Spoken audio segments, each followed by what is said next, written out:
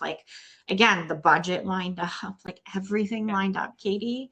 And then when it came down to it, I got cut because the husband said, well, you have time to do this. So why would we hire a designer? But they can, they can afford to do it all, but so this why would we do this when you have time, even though, you know, it physically and mentally took a toll on you last time, and now we're busier than ever, and you still have to maintain the house and take care of the children and do all of the things. Like, okay, sir.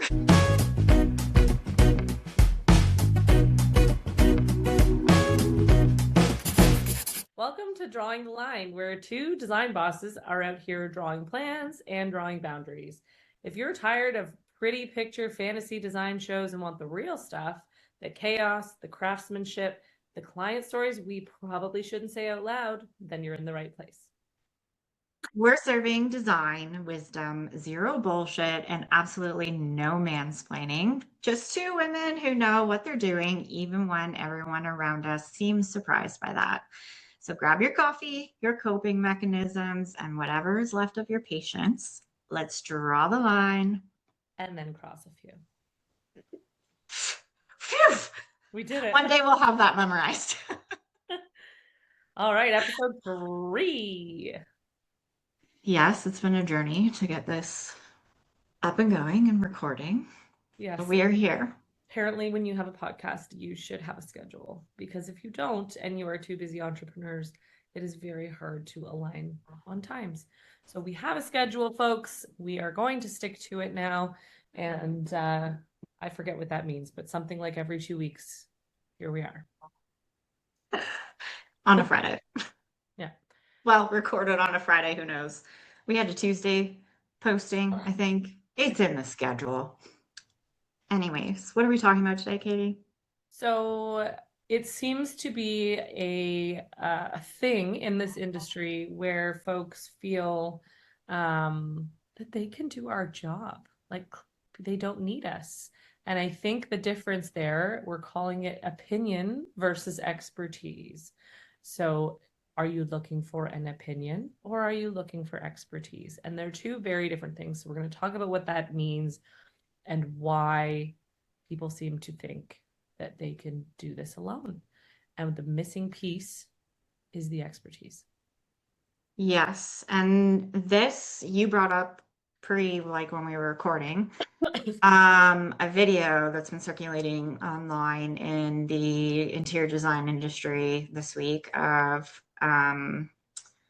what's his name? Dennis. Thank you. I can find his actual name if we care. We should care. We should. Off the top of my head, I don't know, but he was doing a commencement speech. Yes.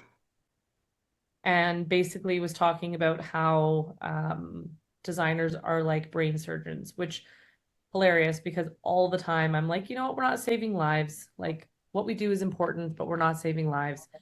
And nobody's dying, you know? And people sometimes say to us things like, well, it's not brain surgery. And accurate. It's not brain surgery, but what we do does alter brain chemistry. It does affect people's well-being. And so it was essentially suggesting, you know, to this new generation of designers up and coming, we are not undervaluing ourselves. We are charging what we need to charge for the level of expertise that we have and for the impact that we're having on people's lives. And so the piece that would be missing if people are just looking for an opinion is that whole thing. So, yeah, you know, not to get too deep into it, but Nikki and I have both talked about lately how a lot of the leads that we're getting for new projects are sort of only looking for a bit of hand holding. Like they think they need what we offer. They want what our projects ultimately look like. But then we hear things like, well, I like shopping. And, you know, I think that I have a good eye for this, that, and the other thing. I really just want to come to you and say, I found this chair. What do you think? Or here's 3 fabric options for this chair. Here's my paint color in my living room. Which one do you think is best? Now, I'm sure there's a service like that somebody in the world is doing.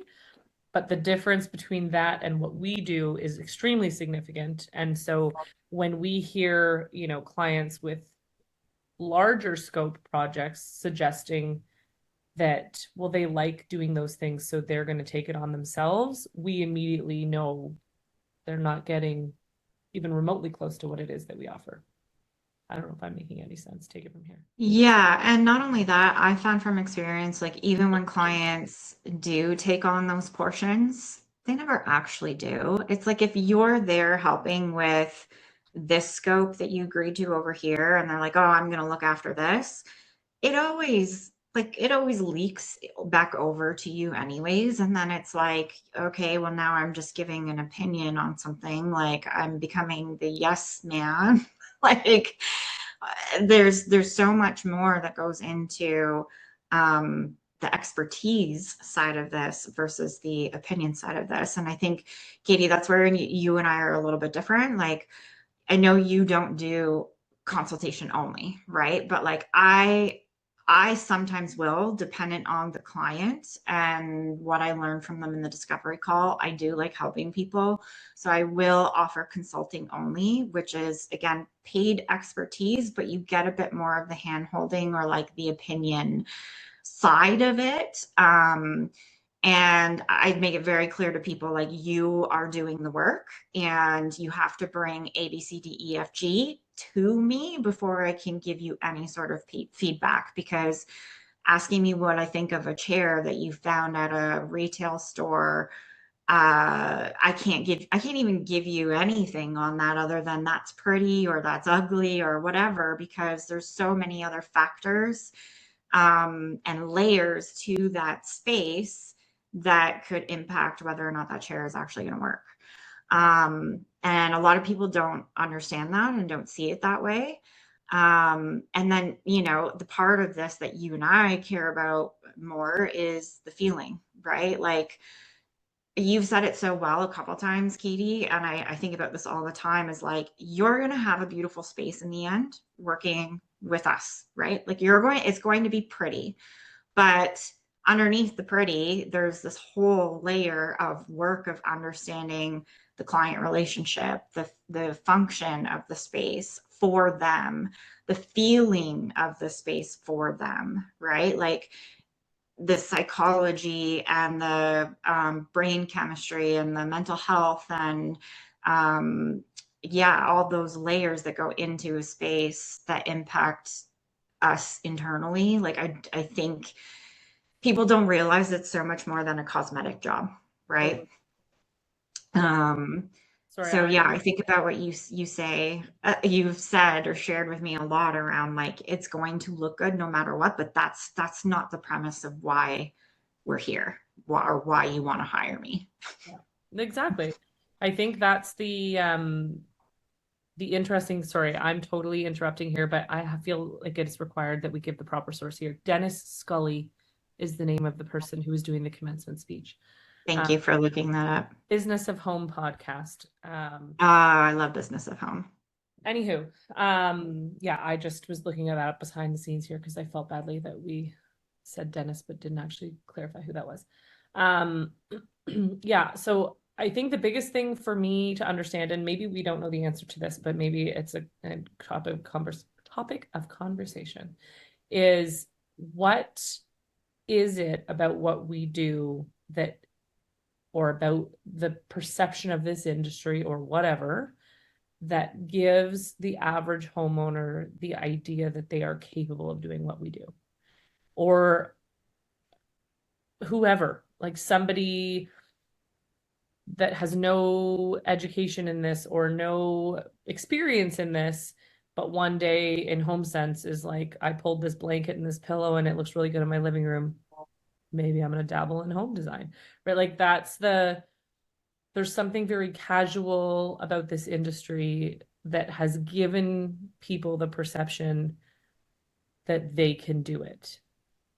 And is that like the HGTV effect? Like, I'm not sure what has caused that, but I think that's the biggest hurdle for us. Is it's very hard to help people understand our value and and our price, quite frankly. Like, your investment in our service is not small. Um, and when all these people are saying, well, I can do that myself, well, yeah, it's going to be hard to pay somebody else tens of thousands of dollars to do what you think you can do yourself. So, what do we have any ideas on what we think is the cause of that sort of attitude? And then also, is it just education and better understanding of truly what we do that's not just making sure that your fabric looks good with your paint color? Um, like, is that what it takes at this point for people to really get it? And, or is it just that those people aren't our clients and the people that are our clients do get that? Those are good questions. I think that last part, like that last question, is true. The people who there are people who will never value what we do. Yeah. And like, okay, that's totally fine. They're not our people, right? It's just like I tell my son, like, not everyone's gonna like you, and you're not gonna like everyone, and that's okay. Good life lesson. Right?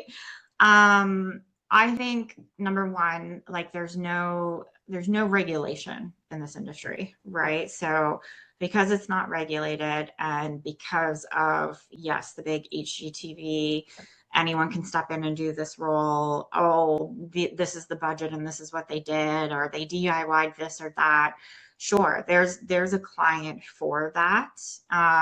But when you're really interested in working with an expert interior designer or interior decorator, like you have to move out of that pocket of expectation and into understanding and relying and trusting on the interior designer who's been doing this for however long, that this is the way things go.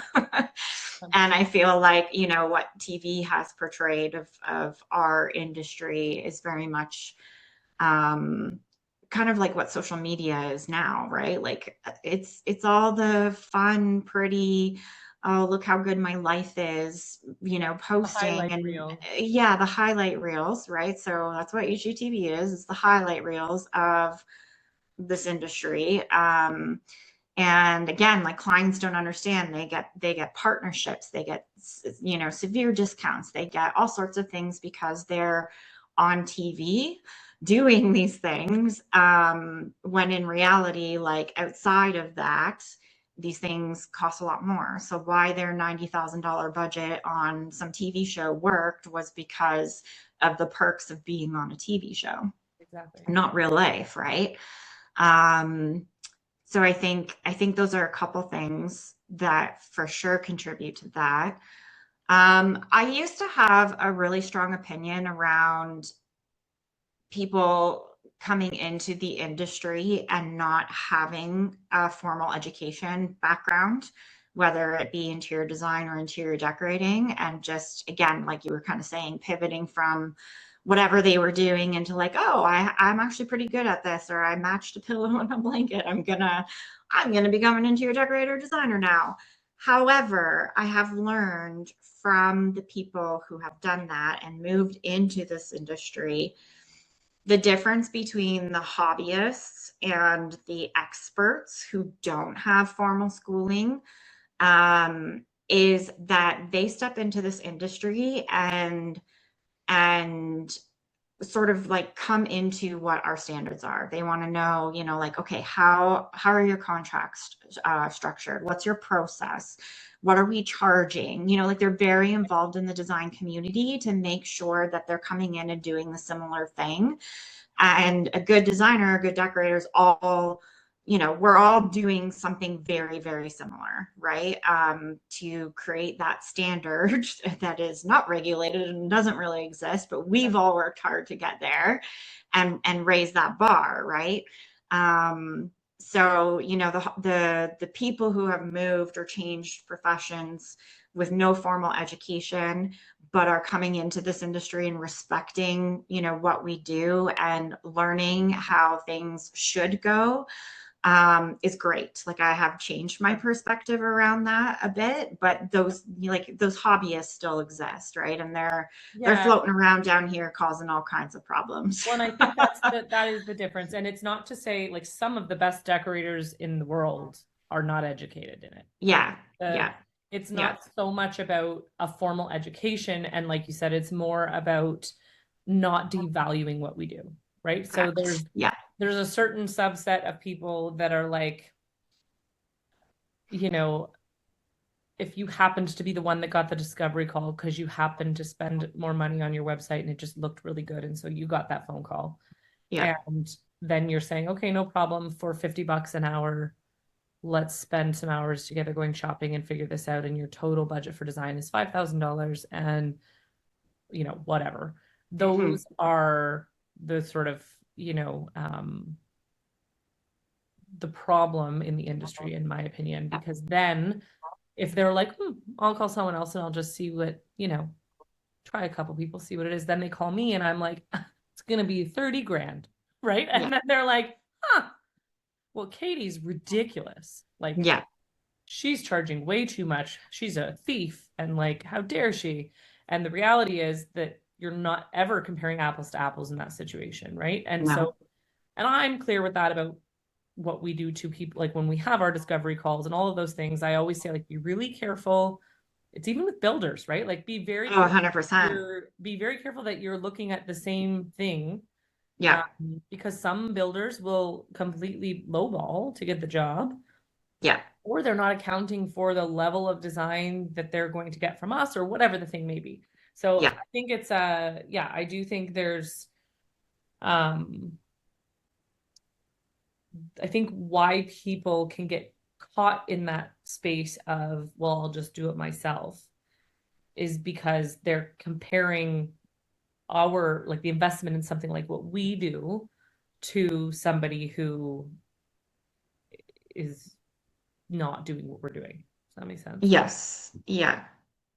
I think the third element that I can think of is education when it comes to like what things actually cost, which I find is the hardest part of my job, because Absolutely. yeah, somebody could go online and do research or be told from another designer or decorator, like, oh, this room is going to be $10,000. When we're like, no, this room is 40 for the things, right? Like it's people don't necessarily understand what everything could look like cost wise in the end. And so, that goes to say our clients who have worked with us, right? Like they're the first time clients who have worked with a designer and have leaned in and have trusted and have gone through the process, see what we deliver and what we do. And they're the clients that are like, oh my God, I would never do this again without a designer. Like, thank God for Katie, thank God for Nikki. Like, I have clients right now, I hear that from all the time. Every time we have a meeting or we go through something, they're just like, oh my gosh, like how could we have done this without you? And I'm like, well, you're like, thank you. Thank you for seeing the value. Thank you for investing in this and like, all the things. But unless a client has gone through that before, they don't always know. Mm-hmm. And sometimes you can connect them with past clients, right? Have a chat with one of our previous clients. They'll give you the down low on everything. Yeah. But then there are some people who just will never believe you, right? Like they're just always of the mindset, oh, I can get this for less, or I can do this for less. And even when you educate them on actual numbers, right? It's really up to them if they're going to choose to believe that those numbers are accurate or not. And I think that's the hard part of our industry too, is like you can go get a room for $5,000 if you really wanted to. You could get a room for $50,000 if you really wanted to. You could also spend $200,000 on that room if you really wanted to, right? So there is a lot of flex in what somebody could spend on a space. And it's just a matter of, again, like staying true to your value, your brand, your deliverables. Like I don't want to sell a $5,000 room because I know like all that furniture is going to be garbage in a year. Exactly. So that's not what I do or what we do and how we deliver to our clients. But I think like, yeah, there's a big stigma around like, oh, the designer is just trying to like rip me off and make a lot of money off of me. And I think a lot of clients think we make millions off of them. Well, and I'm what's sure interesting still too don't. is like, so I have two things. The first is in relation to what you just said. So I get questioned all the time on whether I'm giving my discount to clients, right? So that's one thing that Yes. upfront, and I think we've talked about this, my Yeah. value is not tied to my discounts, period. No. Um, but what I always find so interesting is that they're like, well, um, you're making money on the fee, but then you're also making money on the product. And I'm like, correct, that is what I'm doing. Yeah. But nobody, like, they just get a number from a contractor or a builder and are like, that's the price. Yeah. So I'm always saying to them, like, at the end of, we're all here to make money. Like, a Yeah. contractor is not giving you their price. They Yeah. may They not. also need to make money. So everybody is charging a fee for managing things and designing things and creating things and whatever administration and blah, blah, blah that goes along with it. And everybody's making money on product, period. Yeah. I don't know why I told you that. What were you talking about? Whatever, it felt important. Anyway, Yeah. So um, good. but I think the biggest differentiation here, and so to kind of skirt our way back to the topic in general, is Hmm. I always feel like um there's a difference between the people that call me that I know need probably like your consultation service Hmm. or not a service at all, and they are going to do it Hmm. by themselves and they just think that they can get somebody to say yes or no to whatever it is they've found. I think the part that I find the most frustrating, it's not those people. Like, I get that those people are not ours, right? Like, that's not who will ever hire us, nor do we probably want them to. Yeah. But it's the people that have the budgets, Mm. they have the scope, and then they still aren't valuing what we do. So, like, I would argue, like, I'm trying to think of a good example. Like, in my home, I have a decent sized property. I have a lot of gardens. I have a lot of grass. For 4 years, my husband and I spent every weekend mowing the freaking lawn, pulling weeds, doing whatever. And our kids on the weekend would be like, can you come in the pool? And we're like, maybe in 3 hours when we're done mowing the lawn, friends. Yeah. And this year, we were like, what are we doing? I value my time more Hmm. than, like, I'm not a gardener. I mean, I dabble in it for fun, but Yeah. I'm not a landscaper, whatever. So we have invested in a service to have a Amazing. company come and mow Yeah. our lawn and pull our weeds and do whatever. Yes, Yeah. that would be considered a luxury service. Yeah. But for me, my time with my children on a weekend in what is a very short season in Canada Hmm. Oh is my God, so short. more important than that few $1,000s that I'm going to spend on that service over the course of 6 months. Yeah, you got it. So that's where I think the disconnect comes, and why it helps me narrow down like who are the people that I need to be working with is, even when they have the budget, they have the scope, they seem to want the full service. If they don't, I don't know if it's that they're not busy enough, like they don't place the value on their own time enough to warrant it. And some of that is either people are retired or their kids are a bit older or whatever the thing is, where they feel like all of a sudden I've got this time in my schedule. How could I possibly give money to somebody else to do it when I have the time to do it myself? Like, I think Mm. that becomes part of that conversation where they think like it seems very wrong if I'm available to give that money to somebody else. Like, I am available to cut my lawn on a weekend. I just don't want to because I'd rather spend that time with my family. Yeah. So, Technically you're not available because you want to spend that time with your family, fair enough. right? Fair enough. And that's a dumb example, but it's the same No, it's a perfect idea example. Yeah. where, this family might, I don't know, like somebody says, I can do this myself, but they don't understand what the time commitment is. Mm-hmm. right? Like I did understand the time commitment because for 4 years we did it Mm-hmm. ourselves. Mm-hmm. But if Mm-hmm. you've not renovated your home before, then there's Mm-hmm. this assumption that, well, if I've got time, Mm-hmm. I can do this myself.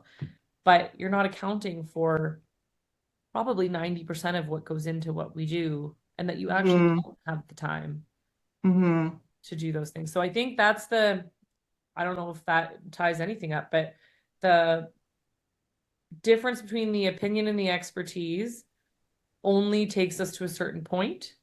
And then there's the people that in theory can invest in our expertise and still don't.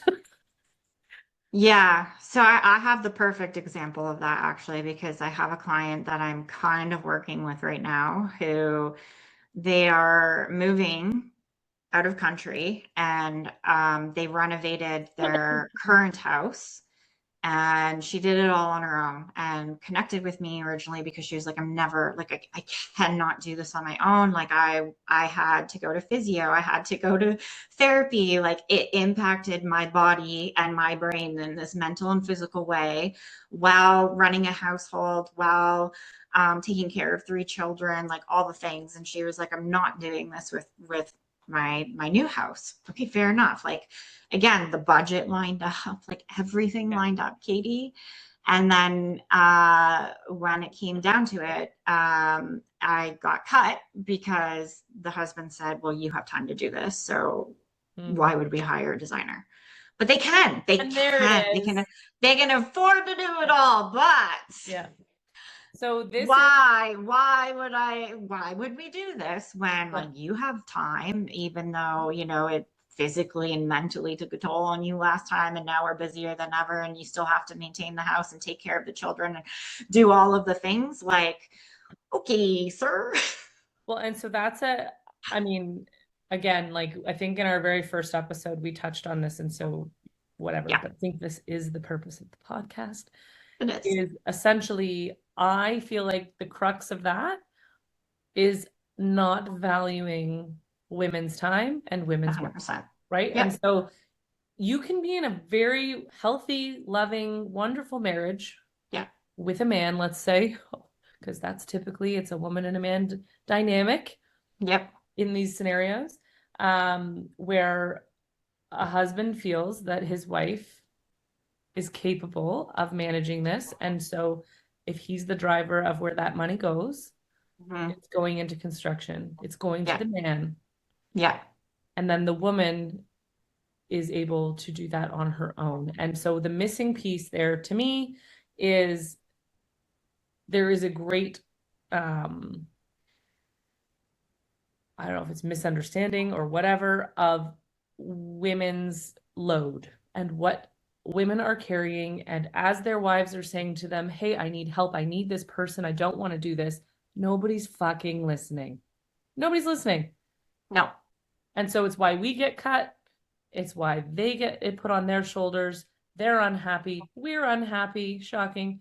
And at the end, the result is not the same. It never Yeah. will be.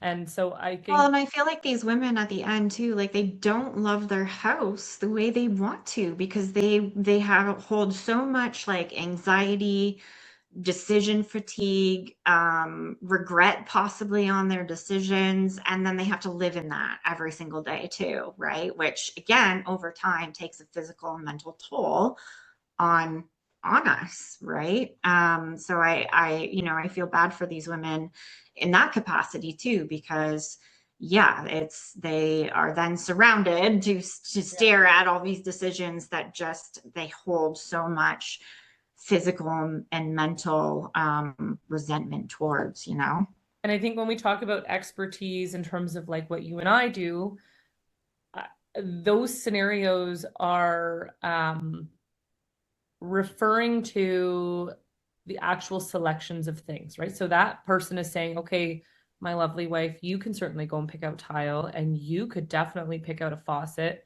And, if we need a new sofa, I'm sure you can find us a great sofa. What they're not accounting for is that it's going to take longer. So you're living Yeah. in hell during a renovation for longer. The person who will bear the brunt of that is her. Yeah. I mean, I would like to think that there's balance in every household, but I think it's reality that that still doesn't exist. No. You know, meals and children and all those things often still are falling on the mother. And Yeah. so that person is functioning without a proper kitchen. They're functioning without structure for their children. All these things that are going to go on for longer because you don't have the expertise in play. The Yeah. budget is going to be higher because you don't have somebody managing risk and understanding the correct moves and things to do. Mistakes will be made, all those things. That's exactly it. So Yeah. I think that's the education piece, is that when people say we can do this ourselves, they're only considering the selection. Selections. Yeah. They're not Yeah. at all considering the process, the timeline, the budget, No. the stress, the No. overwhelm, the mental health capacity. All those things are what we manage when we are involved. And Yeah. the overall well-being is both as you step into your finished home and you take that, deep sigh and you say, I feel good here. But it's also, I felt good the whole freaking way along. Yeah. Like, yes, there's always Yeah. stress in renovating, but you always knew that you had somebody who had your back and who was advocating for you and helping you get to that finish line. And Yeah. at no point were you like, not really sure how this is going to work out, because Yeah. there's a plan and a schedule and a budget and blah, blah, blah. So Yeah. to me, that's the piece of the expertise that sort of DIY client is missing. And I don't mean those people, again, that are just looking for an Yeah. opinion. Yeah. It's people that do want the expertise, but don't actually understand the expertise that we're bringing to the table. Yes, it's so much more than selections, right? Like we know the creative part of our job is like 20%. That's it. There's two other things out sort of outside of the expertise topic, but into, why, like Yeah. why do these people do these things? And I think there's a couple of things there. I'm a big like psychology nerd and I read a lot of books because I like understanding how people's brains work. Yep. But number one is like our brains, we hate uncertainty as humans. Like we always look for certainty. We always want certainty. Certainty does not exist in like 99.9 of the percent of the things that we go through every day in our lives. And that's what I tell clients too, is like, yeah, there's still like, even in hiring a professional, there's still a lot of uncertainty. I understand that this is a leap of faith that you're taking, it's a huge amount of trust that I'm asking for. And yes, while you cannot, see what the end result is until we get to the end, the certainty through the process is that you're going to get A, B, C, D, E, F, G deliverables from me, right? So that's the certainty. The certainty is that I've been doing this for almost 20 years. The certainty is that I have clients who can vouch for their experience. The certainty is that I've got the reliable resources and trades and suppliers that I know will stand behind everything that I am suggesting to you, right? So number one is like, how does that person in general like think about uncertainty? Like, how are they wired when it comes to that?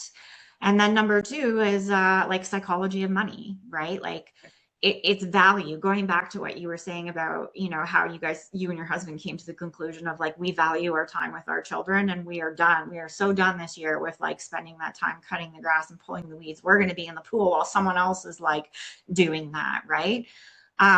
It comes down to like understanding what the client values in terms of their finances and what kind of expertise they want to hire. And sometimes you can never get alignment with certain people around like, it might not be that they don't see the value. It's just the internal struggle for them is, whatever's going on inside of them that they can't get past to commit to like, yes, I'm going to spend this money on this service and hire this person and we're going to do this, right?